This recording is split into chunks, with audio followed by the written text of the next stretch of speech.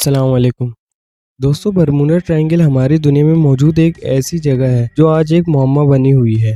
दोस्तों, एक अंदाजे के मुताबिक 50 बहरी जहाज, 20 हवाई जहाज और हजारों लोग इस समंदर के बीच गायब हो चुके हैं। इस वीडियो में मैं आपको बरमूडा ट्रायंगल के बारे में डिटेल से बताऊंगा।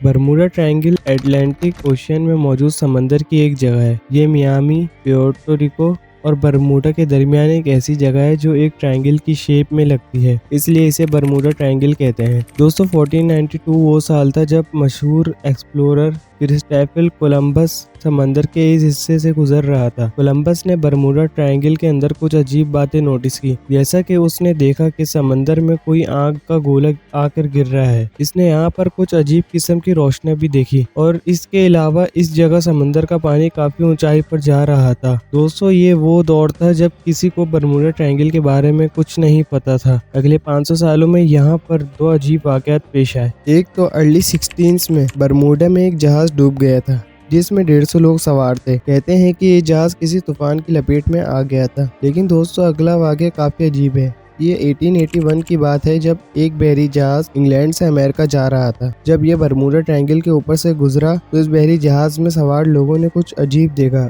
उन्होंने यहाँ पर एक और बहरी जहाज को देखा था जो बिल्कुल खाली था।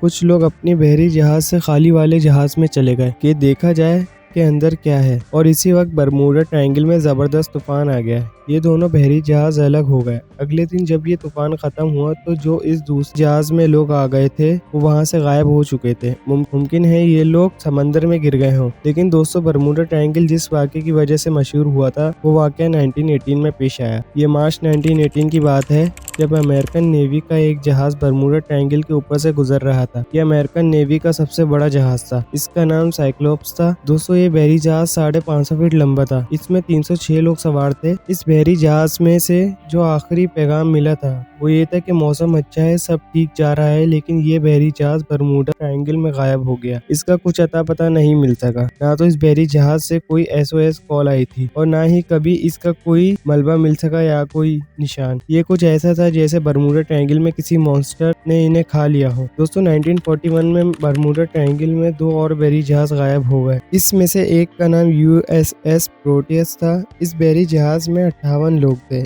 इस वक्त तक बरमूडा ट्रायंगल के बारे में बातें होती थीं, लेकिन इन सब हादसों का जिम्मेदार समुद्री तूफान को दिया जाता था। लेकिन 1945 में एक और वाकया पेश आया। 5 दिसंबर 1945 में अमेरिका के 5 जहाज बरमूडा ट्रायंगल के ऊपर से गुजर रहे थे। ये जहाज बॉम्ब गिराने की प्रैक्टिस कर रहे थे। इन जहाज़ों में 14 लोग सवार थे।